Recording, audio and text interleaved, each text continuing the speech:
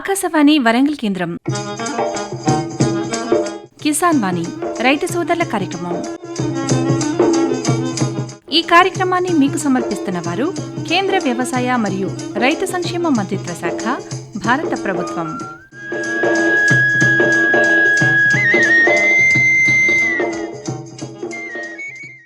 ఈనాటి కిసాన్ వాణి రైతు సోదరుల కార్యక్రమంలో పుష్కరకాల కేంద్ర ప్రభుత్వ పాలన, రైతు సంక్షేమ ప్రస్థానం ఈ అంశం గురించి వరంగల్ వ్యవసాయ కళాశాల assistant professor doctor Narender Jannu గారితో పరిచయ కార్యక్రమం ప్రసారమవుతుంది. పరిచయకర్త పులుమాటి పంకజ్ మోహన్ గారు. శ్రోతలు ఇప్పుడు కొన్ని ప్రకటనలు వింటారు. సర్వోత్తమ రైతు పురస్కారం లభించింది హరికి. హరి, మీ విజయ రహస్యం ఏమిటో చెప్పండి. రైతు మిత్రులారా, మీరు కూడా మీ పొలాల్లో అధిక పంటను పండించగలరు. అదెలా? ఎప్పుడు ఏ సమస్య వచ్చినా వెంటనే కలపండి ఈ నెంబరు 1800 ఇది ఎవరి నంబర్ బాబు? కిసాన్ కాల్ సెంటర్ది. అక్కడ విశేషజ్ఞులు మీ పొలం సమస్యలకు వెంటనే పరిష్కారం చెప్తారు. అదేంటయ్యా, విశేషజ్ఞులు అన్ని సమయాల్లోనూ దొరుకుతారా? తప్పకుండా దొరుకుతారు. ఏడాదిలో 365 రోజులును, అది కూడా ఉదయం 6 గంటల నుంచి రాత్రి 10 గంటల దాకా. మరైతే ఎక్కువసేపు మాట్లాడితే డబ్బు చాలా అవుతుందిగా. ఖర్చు లేనే లేదు. మొబైల్ పై గానీ ఇతర ఫోన్ తో కానీ కిసాన్ కాల్ సెంటర్ కి ఉచితంగా కాల్ చేయవచ్చు. సలహాకి కూడా ఖర్చు ఉండదు. నిజంగా? 16 అనాల నిజం. రైతు సోదరులారా, పంట సమస్యల గురించి మీ భాషలో వెంటనే సమాధానం కోసం పూర్తి భారతదేశంలో ఏ ఫోన్ నుంచైనా జాతీయ హెల్ప్ లైన్ నంబర్ 1800-11800-1551తో ఉచితంగా సంప్రదించండి. రైతు మిత్రుడు కిసాన్ కాల్ సెంటర్. ఇప్పుడు వినండి, పుష్కరకాల కేంద్ర ప్రభుత్వ పాలన, రైతు సంక్షేమ ప్రస్థానం ఈ అంశం గురించి వరంగల్ వ్యవసాయ కళాశాల assistant professor doctor Narender Jannu గారితో పరిచయ కార్యక్రమం ప్రసారమవుతుంది. పరిచయకర్త పులుమాటి పంకజ్ మోహన్ గారు. భారత ప్రధాని గౌరవనీయులు శ్రీ నరేంద్ర మోదీ గారు 12 సంవత్సరాల పాలనలో భారతీయ రైతులకు ప్రవేశపెట్టిన వ్యవసాయ పథకాల గురించి మరియు వాటి వల్ల కలిగే ప్రయోజనాల గురించి వివరించడానికి వరంగల్ వ్యవసాయ కళాశాల assistant professor doctor Narender Jannu గారు ఈరోజు మన ఆకాశవాణి కేంద్రానికి విచ్చేశారు. వారిని అడిగి ఈ ప్రభుత్వ పథకాల వల్ల రైతులకు ఎలాంటి లాభాలు చేకూరుతున్నాయో ఆ పథకాల గురించి వివరాలు తెలుసుకుందాం. నమస్కారం అండి నరేందర్ గారు. సార్ నమస్కారం సార్. భారత ప్రధాని గారు 12 సంవత్సరాల పరిపాలన కాలంలో మరి రైతులకు ఎలాంటి పథకాలు ప్రవేశపెట్టారు, వాటి వల్ల రైతులకు ఎలాంటి ప్రయోజనం చేకూరింది ఇప్పటివరకు? సార్, భారత ప్రధాని శ్రీ నరేంద్ర మోడీ గారు అధికారంలోకి వచ్చినాక వారు వ్యవసాయదారులు తర్వాత వ్యవసాయ రంగానికి అత్యధిక ప్రాధాన్యత ఇచ్చి ఎన్నో రకాలైనటువంటి పథకాలను రైతుల మేలు గురించి, భారత ఉత్పత్తుల దిగుబడి పెంచడంలో చాలా రకాలైనటువంటి వినూత్న పథకాలను శ్రీ మోదీ గారు మనకు తీసుకొచ్చారు. అందులో ప్రధానంగా ఒక 10 నుండి 12 పథకాలు చాలా ప్రధానమైనవి చెప్పుకోవచ్చు సార్. దాంట్లో మొదటిది ప్రధానమంత్రి కృషి సంచాన్ యోజన అని 2015లో తీసుకొచ్చారు. తర్వాత ప్రధానమంత్రి ఫసల్ బీమా యోజన అని 2016వ సంవత్సరంలో వారు దీన్ని రైతుల గురించి తీసుకొచ్చారు. అలాగే సాయిల్ హెల్త్ కార్డ్స్ మనకు తీసుకొచ్చారు, అది 2015వ సంవత్సరంలో తీసుకొచ్చారు. అలాగే ప్రధానమంత్రి కృషి సమ్మాన్ నిధి యోజన అనేది మనకు 2019లో తీసుకొచ్చారు. తర్వాత పరంపరాగత్ కృషి వికాస్ యోజన అని 2015వ సంవత్సరంలో, అలాగే సస్టైనబుల్ అగ్రికల్చర్ మిషన్ అని 2014-15 ఆర్థిక సంవత్సరంలో, అలాగే అగ్రికల్చరల్ ఇన్ఫ్రాస్ట్రక్చర్ ఫండ్ అని 2020వ సంవత్సరంలో, దాంతోపాటుగా ఎఫ్పిఓస్ ఫార్మర్ ప్రొడ్యూసర్ ఆర్గనైజేషన్ అని 2020వ సంవత్సరంలో తీసుకొచ్చారు. తర్వాత పిఎం కిసాన్ మంద యోజన అని అది 2019వ సంవత్సరంలో తీసుకొచ్చారు. అలాగే డిజిటల్ అగ్రికల్చర్ మిషన్ అని, తర్వాత national mission on natural farming అని, ఇట్లా పప్పు స్వయం సమృద్ధి యోజన అని చాలా పథకాలు వాటి ప్రత్యేకతలతో చాలా తీసుకొచ్చిండ్రు. ఎందుకంటే ఒక్కొక్క పథకం కూడా ఒక్కొక్క విశిష్టమైన అభివృద్ధి లబ్ధి చేకూర్చింది. ఒక్కొక్క రంగంలో దాన్ని మనం యూజ్ చేసినాం. రైతులకు వివిధ రంగాల్లో వివిధ రకాలుగా ఉపయోగపడే విధంగా తయారు చేయడం జరిగింది పథకాలను. అవునండి. ఎందుకంటే మన దేశం ప్రధానంగా వ్యవసాయం మీద వ్యవసాయ ఆధారిత దేశం కాబట్టి వ్యవసాయ ఆధారిత ఉత్పత్తులు, తర్వాత దాంట్లో వచ్చే దిగుబడుల మీదకెళ్ళే మన భారతదేశం ఆధారపడి ఉండడం, అన్నపూర్ణగా పిలవడం మనకు ఈ పథకాల ద్వారా చాలా లబ్ధి చేకూరుతుంది. అందుకే రైతే రాజు. అవును సార్ అని అంటారు కదా మనకి. అవును సార్. ఇప్పుడు ఇన్ని పథకాలు చెప్పారండి సార్.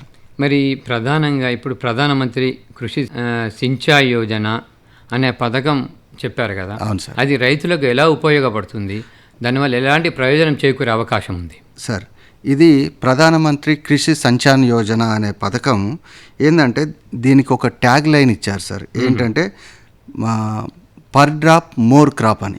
అంటే ప్రతి పొలానికి నీరు, లేకపోతే హర్ ఖేతీ కా పానీ అని చెప్పేసి, అంటే ప్రతి పొలానికి నీరు. ఎందుకంటే ఇంతకుముందు లెక్క వర్షాధారం మీదనే ఆధారపడకుండా మనకు ప్రతి పొలానికి నీరు అందడం ద్వారా మనకు యాసంగిలో కూడా దాన్ని మనం సాగులోకి తీసుకొచ్చే విధంగా ఈ పథకం తీసుకొచ్చింది సార్. దీనికి ఏంటంటే దీన్ని మేజర్గా అంటే ప్రాధాన్యంగా నీటిని లభ్యతను, నీటి భద్రత ఇవ్వడం రైతుకు, అలాగే నీటి వృధాను అరికట్టడం చేసి ఎక్కువ సాగును మనకు అందుబాటులోకి తీసుకొచ్చే విధంగా దీన్ని తయారు చేసింది సార్. దీంట్లో ఏంటంటే ప్రధానంగా మైక్రో ఇరిగేషన్ అని అంటాం. అంటే బిందు సేద్యం కానీ, తుంపర సేద్యం కానీ, డ్రిప్ కానీ, స్ప్రింక్లర్ అని అంటాం. ఇట్లాంటి వాటిని ప్రోత్సహించడానికి రైతులకు దాని మీద సబ్సిడీ ఇచ్చి మనకు వర్షం మీద ఆధారపడకుండా నీటి వృధాను తగ్గించుకొని ఎక్కువ పంటను, అంటే ఒక మన భాషలో చెప్పుకోవాలంటే 1 లీటర్ నీళ్ళల్లో 2 కిలోల వరి ధాన్యం పండుతుందని అనుకోండి జనరల్గా. అదే 1 లీటర్ నీళ్ళల్లో 4 కిలోల వరి ధాన్యం పండే విధంగా దాన్ని రూపొందించారు. ఇది రైతులకు అర్థమయ్యే భాషలో నేను చెప్పాను. అవునండి. అంటే ప్రధానంగా రైతులు నీరు వృధా చేయకుండా ఉన్న నీటిని సద్వినియోగం చేసుకొని ఎక్కువ పంట పండించే విధంగా ఉపయోగపడే విధంగా ఈ పథకాన్ని రూపొందించారు. అందుకనే దాని ట్యాగ్ లైన్ ఏంటంటే sir, per drop more crop, ప్రతి చుక్కకి ఎక్కువ దిగుబడి అనే ఒక క్యాప్షన్తో తీసుకొచ్చారు సార్. ఇంతమందికి రైతులకు ఉపయోగపడింది ఏమైనా సమాచారం ఉందని? అవును సార్. ఇందులో యాక్చువల్ ఏంటంటే 14 నుండి 15 కోట్ల మంది రైతులు మన భారతదేశంలో లబ్ధి పొందినట్టుగా మనకు డేటా వర్గాలు చెప్తున్నాయి సార్. దీంట్లో ఏంటంటే అన్ని రకాల రైతులు దీనికి అర్హులు సార్. చిన్న సన్నకారు రైతులతో పాటు అందరూ అర్హులు. దీంట్లో ఏంటంటే అర్హత పొందడానికి లాస్ట్ సీలింగ్ పెట్టింది ఏంటంటే ఒక రైతు 5 హెక్టార్ల కన్నా ఎక్కువ ఉన్న రైతులు, 5 హెక్టార్ల కన్నా ఎక్కువ ఉన్న రైతులను మాత్రం దీంట్లో అర్హులుగా చేయలేదు. 5 హెక్టార్ల కన్నా తక్కువ, 5 హెక్టార్ల లోపలనే ఉంటాయి సార్ మన భారతదేశంలో ఉన్న ప్రతి రైతు కమతాలు. సో అందుకనే చాలా వరకు నాకు తెలిసినంత వరకు ఒక 85 to 90% రైతులు దీని కిందనే వస్తారు. అవకాశం ఉంది సార్, ఉంది అండి. ఈ పథకాన్ని పొందాలంటే రైతులు ఏం చేయాలి? రైతులు ఏంటంటే సార్, దీనికి వ్యవసాయ శాఖ నుండి వాళ్ళు అప్లికేషన్ పెట్టుకొని డ్రిప్కు కానీ స్ప్రింక్లర్కి కానీ వాళ్ళు అప్లై చేసుకోవాలి. అప్లై చేసుకున్నప్పుడు దాంట్లో అర్హులైన అందరికీ కూడా డ్రిప్ స్ప్రింక్లర్ అందజేసి దాంట్లో సబ్సిడీ ఇస్తుంది సార్. దాంట్లో ఇప్పటి వరకు మనకు ఉన్న గణాంకాలు చెప్తున్నది ఏంటంటే 5,000 కోట్ల వరకు రైతులకు అమౌంట్ ద్వారా, అంటే సబ్సిడీ ద్వారా అంది దగ్గర 14 నుండి 15 కోట్ల మంది రైతులకు ఇది అందింది సార్. 2015వ సంవత్సరంలో దీన్ని ప్రవేశపెట్టినప్పుడు పైలట్ ప్రాజెక్టుగా మహారాష్ట్ర, రాజస్థాన్, గుజరాత్, కర్ణాటకతో పాటు మన దేశంలో ఉన్నటువంటి ఇంకొన్ని రాష్ట్రాలకు పైలట్ ప్రాజెక్టుగా అందించి దాని సత్ఫలితాలు పొంది ఎక్కువ మొత్తంలో దీనిని కింద రైతులను లబ్ధిదారులుగా చేసింది సార్ ఇది. మరి అదేవిధంగా ఇది ప్రధానమంత్రి ఫసల్ బీమా యోజన అన్నారు. దీని ముఖ్య ఉద్దేశం ఏంటిది? దీనికి ఎలాంటి రైతులు అర్హులు అవుతారు? సార్, ప్రధానమంత్రి ఫసల్ బీమా యోజన అనేది కూడా చాలా మంచి పథకం సార్. ఇదేంటంటే మనకు పంట బీమా చేసుకొని పంట ఏదైనా అకాల వర్షాలో లేకపోతే ఏదైనా వాతావరణ మార్పుల వల్ల, లేకపోతే అగ్ని ప్రమాదాల వల్ల, లేకపోతే వడగళ్ళ వల్ల పంట నష్టం జరిగితే ఆ పంట నష్టానికి బీమా చేసుకోవడం వల్ల వాళ్ళకు దానికి నష్టపరిహారం చెల్లించి ఆ విధంగా రైతులను నష్టపోకుండా వాళ్ళను ఆదుకునే విధంగా ఈ పథకం తీసుకొచ్చింది సార్. ఇది 2016లో మనకు ప్రారంభ తేదీ అయితే 18వ తారీఖు ఫిబ్రవరి నెలలో దీన్ని స్టార్ట్ చేసిండ్రు. మెయిన్గా ఏంటంటే ప్రకృతి వైపరీత్యాల వల్ల కలిగే నష్టాలకు రైతులు ఇబ్బంది పడకుండా వాళ్లకు లాభం చేకూరే విధంగా ఈ పథకాన్ని తీసుకొచ్చింది సార్. దీంట్లో అర్హులు ఎవరు అని అంటే అందరూ రైతులు, వ్యవసాయం చేసే ప్రతి రైతు దీనికి అర్హుడే. దాంతోపాటు ఇంతకుముందు ఏంటంటే కౌలు రైతుకు దీన్ని అర్హత ఇవ్వలేదు, కానీ ప్రధానమంత్రి గారు ఏం చేసిందంటే కౌలు రైతును కూడా దీంట్లో లబ్ధిదారునిగా అర్హునిగా చేసింది సార్. ప్రతి రైతు దీంట్లో అర్హుడే అండి. ఈ పథకం ద్వారా ప్రయోజనం పొందంటే రైతులు దీంట్లో ఏంటంటే సార్ మనకు పంట బీమా ప్రీమియంను చెల్లించుకోవడం ద్వారా మనం దాంట్లో అర్హులుగా చేయబడతాం. జనరల్గా ఏంటంటే మనకు ఖరీఫ్ సమయాలలో 2% ప్రీమియంగా తీసుకుంటారు, 2% ప్రీమియం. అలాగే రబీ పంటల మీద అయితేనేమో వర్షాధారం తక్కువ ఉంటుంది కనుక నష్టాలు కొంచెం ఎక్కువ ఉండే ఛాన్సెస్ ఉన్నది కనుక చాలా వరకు దీంట్లో ఏంటంటే 1.5% ప్రీమియం మాత్రమే చెల్లిస్తే రైతును అందులో లబ్ధిదారుడిగా అర్హుడిగా చేసేటువంటి కార్యక్రమం. అలాగే వాణిజ్య పంటల మీద కేవలం 5% ప్రీమియంగా ఇది గవర్నమెంట్ పెట్టింది సార్. ఇదేంటంటే ప్రతి అగ్రికల్చర్ ఆఫీస్లో మనం అది చెల్లించుకొని ఆ ప్రీమియం మనం అగ్రికల్చర్ ఆఫీస్లో ఒక అప్లికేషన్ ఇస్తే వాళ్ళు దాన్ని ఎన్రోల్ చేస్తారండి. ఎన్రోల్ చేసిన దాని ప్రకారంగా ఎక్కడైతే పంట నష్టం ఒకవేళ జరిగితే విపత్తుల వల్ల అక్కడ 33% కన్నా ఎక్కువ పంట నష్టం జరిగితే, ఒక పంట నష్టం ఒకవేళ 100% పంట దిగుబడి ఉందనుకోండి, దాంట్లో దిగుబడి 33% కన్నా ఎక్కువ పంట విపత్తుల వల్ల నాశనం అయితే దానికి పంట బీమా అనేది వర్తిస్తుంది సార్. అలా జనరల్గా అందరూ దీన్ని చేసుకోవచ్చు. ఇప్పుడు మనం సాధారణంగా చూస్తున్నటువంటి సమయాలు ఏంటంటే పంట కోత కోసినాక కుప్పలు మనం పెట్టి ఏది అమ్మకం దారిలో లేకపోతే నిల్వ చేయడం, లేకపోతే పంట అమ్ముకునే దశలో కొంచెం లేట్ జరగడం వల్ల, అకాల వర్షాల వల్ల చాలా వరకు ఈ మధ్య పంట నాశనం అవుతుంది. అక్కడ మాత్రం ఒక రైతులు గమనించాల్సింది ఏంటంటే పంట కోసిన నాటి నుండి అమ్మకానికి 2 వారాల వ్యవధి అంటే 14 రోజుల వ్యవధిలో గనక ఒకవేళ నష్టం జరిగితే ఆ నష్టానికి తగిన నష్టపరిహారం ప్రభుత్వం చెల్లించడానికి ఆస్కారం ఉందండి. ఒక 2 వారాలు దాటితే అంటే 14 రోజుల కాలం దాటినాక మాత్రం ఒకవేళ వర్షం పడి ఒకవేళ ఏదన్నా విపత్తుల వల్ల నాశనం అయితే అక్కడ రైతు కొంచెం నష్టపోయే అవకాశం ఉంది కనుక పంటను సకాలంలో 14 రోజుల లోపలనే అమ్ముకొని లాభం చేకూరే విధంగా రైతులు ఉండాలని కోరుకుంటున్నాను. అంటే ఇప్పుడు మీరు 1.5% ఇట్లా చెప్పారు, దేని మీద దాన్ని లెక్కిస్తారు వాళ్ళకి? సార్ పంటలో ఏంటంటే ఒకవేళ రైతులు కనుక దాని మీద ఒకవేళ లోన్ తీసుకున్నారనుకోండి, లోన్ తీసుకుంటే ఫర్ ఎగ్జాంపుల్ ఒక వరికి 50,000 రూపాయలు ఎకరాన మనం ఒకవేళ లోన్ కనుక ఇస్తే ఆ 50,000 రూపాయలలో మనకు 2% అనేది ప్రీమియంగా చెల్లించాల్సి వస్తుంది. మిగిలిన పర్సెంట్ మనకు గవర్నమెంటే దాన్ని చెల్లించేసి మనకు భర్తీ చేస్తుంటుంది. రైతు మాత్రం 2% మాత్రమే చెల్లించాలి. రైతు అప్పుడు ఎలా అంటే మనకు ప్రతి పంటకు ఒక నిర్దిష్టమైనటువంటి ఖర్చు అనేది ఉంటుంది సార్.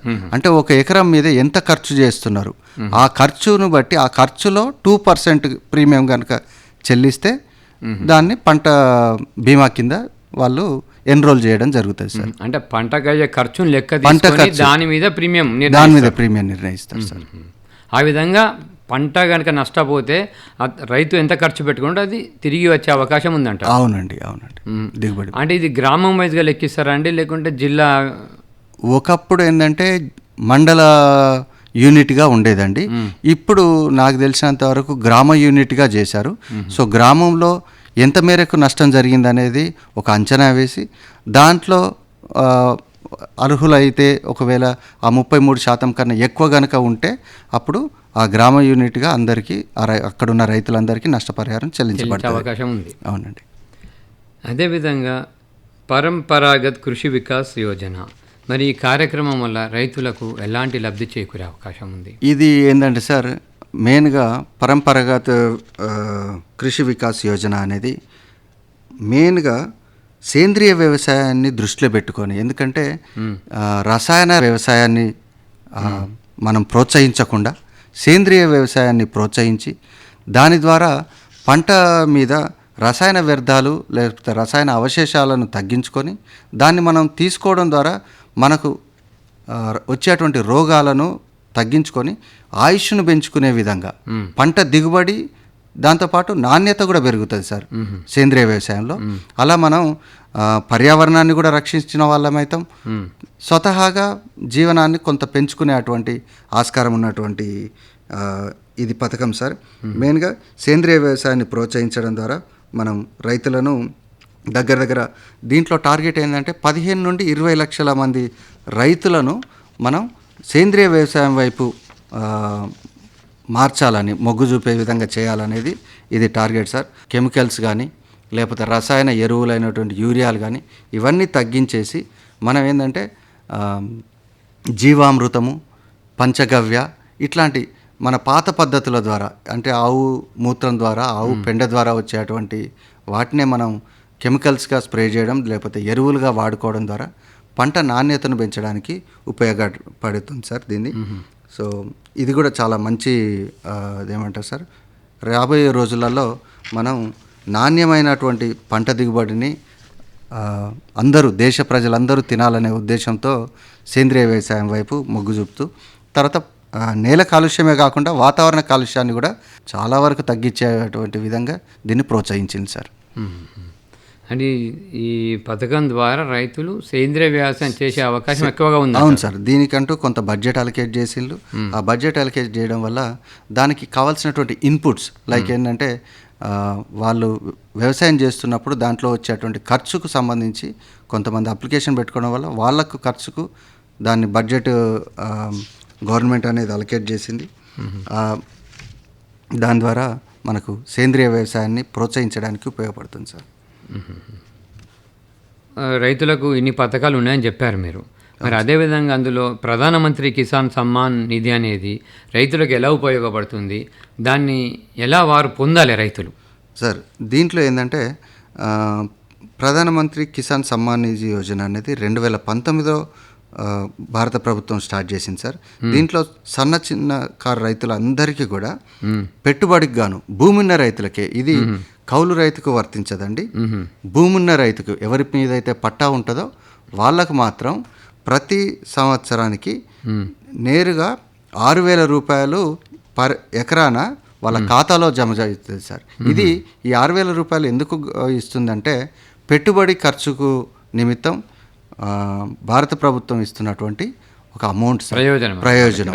పెట్టుబడిలో రైతుకు కొంత చేదోడు వాదోడుగా భారత ప్రభుత్వం కూడా నిలబడాలని చెప్పేసి ఆయన అయ్యే ఖర్చులో 6,000 రూపాయలు ప్రతి సంవత్సరానికి పెట్టుబడి గురించి అని ఇస్తుంది సార్. దీంట్లో ఇప్పటి వరకు 11 కోట్లకు పైగా రైతు కుటుంబాలు దీన్ని బెనిఫిట్ పొందుకున్నాయి సార్. దీన్ని ప్రధానంగా ఫస్ట్ ఎప్పుడంటే ఉత్తరప్రదేశ్లో గోరఖ్పూర్లో ఇది ప్రారంభించిల్లు. దాని తర్వాత ఇప్పుడు అందరికీ కూడా దేశవ్యాప్తంగా విస్తరించింది. ప్రతి రైతుకు సెంట్రల్ గవర్నమెంట్ నుండి మనకు 6,000 రూపాయలు ప్రతి రైతుకు వాళ్ళ ఖాతాలో పడుతుంది. దీనికి చేయాల్సింది ఏంటంటే సార్, వీళ్ళు అగ్రికల్చర్ ఆఫీసర్ని కన్సల్ట్ అయ్యి అగ్రికల్చర్ ఆఫీసర్కు వాళ్ళ పట్టా బుక్తో పాటు అక్కడ ఉన్న అప్లికేషన్ ఫిల్ చేసి వాళ్ళు కనుక ఇస్తే వాళ్ళు ఏంటంటే అగ్రికల్చర్ ఆఫీసరు లేకపోతే అగ్రికల్చర్ ఎక్స్టెన్షన్ ఆఫీసరు, వ్యవసాయ అధికారి, వ్యవసాయ విస్తరణ అధికారులు ఆ పోర్టల్లో వీళ్ళు ఎంటర్ చేస్తారు. పిఎం కిసాన్ సమ్మాన్ నిధి యోజన అనే పోర్టల్లో అది కనుక అప్రూవ్ అయినాక ప్రతి సంవత్సరం 6,000 రూపాయలకు పెట్టుబడిగా గవర్నమెంట్ నుండి వాళ్ళ ఖాతా బుక్కులు, దానికి సంబంధించి వాళ్ళు జతపరచవలసింది వాళ్ళ ఫోటో, తర్వాత వాళ్ళ పట్టా పాస్బుక్ జిరాక్స్ కాపీ, అలాగే వాళ్ళ బ్యాంకు ఖాతా బుక్కు అగ్రికల్చర్ ఆఫీసర్కి కనుక సబ్మిట్ చేయగలిగితే దాన్ని వాళ్ళు పోర్టల్లో ఎంటర్ చేస్తారు. ఆ డేటాతో వాళ్ళకు ఆధార్ కార్డు కూడా ఇవ్వాలా, దాంట్లో ఖాతాలోనే డైరెక్ట్గా పడే అవకాశం ఉంది సార్ ఇది. అదేవిధంగా మరి ఇప్పుడు పిఎం కిసాన్ మంద యోజన అనే పథకం కూడా ఉంది కదా, అవును సార్. మరి దీనివల్ల రైతులకు ఎలాంటి ప్రయోజనాలు చేకూరే అవకాశం ఉంది? పిఎం కిసాన్ మంద యోజన, ప్రధానమంత్రి కిసాన్ మంద యోజన అనేది ఇది ఒక రకమైన పెన్షన్ కార్యక్రమం అని చెప్పుకోవచ్చు సార్. పెన్షన్ పథకం అనేది చెప్పుకోవచ్చు. ఎలా అంటే దీంట్లో ఇది కూడా 2019లోనే కేంద్ర ప్రభుత్వం స్టార్ట్ చేసింది. దీంట్లో అర్హులు ఎవరు అని అంటే రైతులందరూ అర్హులే సార్. భూమి ఉన్నటువంటి రైతులందరూ అర్హులే. దీనికి కనిష్ట వయసు వచ్చేసి 18 సంవత్సరాలు, గరిష్ట వయసు వచ్చేసి 40 సంవత్సరాలు. ఇందులో వాళ్ళు ఏంటంటే వాళ్ళు ఎన్రోల్ చేసుకున్నాక ప్రతి సంవత్సరం 55 రూపాయల నుండి 200 రూపాయల మధ్యలో వాళ్ళు ఎంతైనా వాళ్ళు ఒక అమౌంట్ ఫిక్స్ చేసుకొని ప్రతి నెల వాళ్ళు జమ చేయాల్సి ఉంటుంది. దాన్ని వాళ్ళకు 60 సంవత్సరాలు నిండినాక భారత ప్రభుత్వం ప్రతి రైతుకు అలా ఎన్రోల్ చేసుకొని అమౌంట్ జమ చేసుకున్నటువంటి రైతులకు 3,000 రూపాయలను ప్రతి రైతుకు పెన్షన్గా ఇస్తుంది సార్ 60 సంవత్సరాలు దాటినాక. సో కట్టాల్సింది మాత్రం 18 సంవత్సరాల కనిష్ట వయసు నుండి 45 సంవత్సరాల గరిష్ట వయసు మధ్యలో ఉన్న వాళ్ళు జాయిన్ కావచ్చు. 40 సంవత్సరాల నుండి వాళ్ళు కట్టాల్సింది 60 సంవత్సరాలు వచ్చేంత వరకు వాళ్ళు జమ చేసుకోవాలి. అంటే 18 సంవత్సరాల వ్యక్తి జాయిన్ అయిన 60 సంవత్సరాల వరకు కట్టుకోవాల్సిందే సార్. నెలకు కట్టాలి, సంవత్సరానికి? నెలకు సార్. నెలకు వాళ్ళు ఒకళ్ళు 55 రూపాయలు అయితే 55 రూపాయలే. 55 రూపాయలు కట్టుకుంటే వాళ్ళకి ఏమవుతుంది అని అంటే 60 సంవత్సరాలు దాటినాక ప్రతి నెలకు 3,000 రూపాయలు పెన్షన్ ఇస్తుంది సార్. అది ప్రథమ వ్యక్తికి అంటే ఆ రైతు కట్టుకుంటే ఆ రైతుకి ఇస్తుంది. రైతు ఒకళ్ళ తదనంతరం ఫ్యామిలీ పెన్షన్ కింద 1,500 రూపాయలను అంటే 3,000లో సగం రూపాయలు 1,500 రూపాయలను ఆ రైతు భార్యకు ఇవ్వడం జరుగుతుంది సార్ పెన్షన్గా. అది ఎప్పటి వరకు అంటే వాళ్ళు బ్రతికున్నంత కాలం వరకు ప్రతి నెల రైతుకైతేనేమో 3,000, ఫ్యామిలీ పెన్షన్గా భార్యకైతేనేమో 1,500 రూపాయలు భారత ప్రభుత్వం చెల్లిస్తుంది sir. National mission on natural farming అన్నారు. మరి దీని ద్వారా రైతులకు మరి ఎలాంటి లబ్ధి చేకూరే అవకాశం ఉంది? National mission on natural farming అనేది ఇది ప్రకృతి వ్యవసాయాన్ని ప్రోత్సహించే విధంగా ఇచ్చినటువంటి పథకం సార్. ఇదేంటంటే ప్రకృతి వ్యవసాయం అంటే ఇది కూడా ఇంతకుముందు మనం చెప్పుకున్నట్టుగా సేంద్రియ వ్యవసాయానికి సంబంధించిందే. ఇందులో కూడా మనం రసాయనాలు వాడకుండా మనకు ప్రకృతిలో లభించేటువంటి మన ఆవు పెండ కానీ లేకపోతే ఆకులు అలములు కుళ్ళబెట్టడం ద్వారా తయారయ్యేటువంటి పాటి కానీ చెరువు మట్టి కానీ ఇట్లాంటి వాటిని యూజ్ చేసేసి ఉపయోగించుకొని పంట దిగుబడిని పెంచుకోవడానికి ఇచ్చేటువంటి ప్రథమ అది సార్. దీంట్లో ఏంటంటే మెయిన్గా రసాయన వాడకాలు తగ్గించడం ద్వారా నేల ఆరోగ్యం బాగుపడుతుంది, అలాగే వాతావరణంలో కాలుష్యం అనేది కూడా తగ్గుతుంది. మూడవదిగా ఏమవుతుందంటే పంట దిగుబడి నాణ్యత పెరుగుతుంటుంది. దాని మీద రసాయన అవశేషాలు ఉండకుండా రసాయన అవశేషాలు తగ్గడం ద్వారా నాణ్యత అనేది పెరుగుతుంది. ఇది మనకు 2024లో భారత ప్రభుత్వం స్టార్ట్ చేసింది. దీనికంటూ 2,481 కోట్ల రూపాయలను భారత ప్రభుత్వం బడ్జెట్గా కేటాయించి దీన్ని సహజ వ్యవసాయాన్ని ప్రోత్సహించే విధంగా దీన్ని ముందుకు తీసుకొచ్చిండ్రు. దీంట్లో మెయిన్గా టార్గెట్గా పెట్టుకున్నది ఏంటంటే 1 కోటి మంది రైతులు. మెయిన్గా ఏంటంటే ఇప్పుడున్న రైతాంగంలో 1 కోటి మంది రైతులు ఈ న్యాచురల్ ఫార్మింగ్ విధానాన్ని పాటించాలని చెప్పేసి ఒక టార్గెట్గా పెట్టుకున్నారు. అలాగే 7.5 లక్షల హెక్టార్లు మన భారత వ్యవసాయ భూమిలో 7.5 లక్షల హెక్టార్లను న్యాచురల్ ఫార్మింగ్ కింద ఆ భూమిని తీసుకొద్దామనేది ఒక టార్గెట్ సార్. దీంట్లో ప్రతి రైతుకు హెక్టార్కు 15,000 రూపాయల వరకు బడ్జెట్గా అంటే కేటాయించింది ఫార్మర్కు. ఇది 3 సంవత్సరాల వరకు ఇస్తుందండి గవర్నమెంట్. అంటే మొదటి సంవత్సరం, 2వ సంవత్సరం, 3వ సంవత్సరం 15,000 రూపాయలు సిద్ధంగా రసాయనాలు వాడకుండా న్యాచురల్ ఫార్మింగ్ చేద్దామని ముందుకొస్తున్నటువంటి యువ రైతులే కానీ లేకపోతే అభ్యుదయ రైతులే కానీ దీంట్లో ఎన్రోల్ చేసుకుంటే వాళ్ళకు ప్రతి సంవత్సరం 15,000 రూపాయలు హెక్టార్కు, ఎకరానికి కాదండి హెక్టార్కు ఇవ్వడం జరుగుతుంది. అట్లా 3 సంవత్సరాలు జరుగుతుంది. ఇప్పటి వరకు మనకు ఒక 2,000 మంది రైతులు లబ్ధిదారులుగా ఉన్నట్టుగా మనకు గణాంకాలు చెప్తున్నాయి. అలాగే బయో ఇన్పుట్స్ అంటే ఏదైతే ఈ రసాయన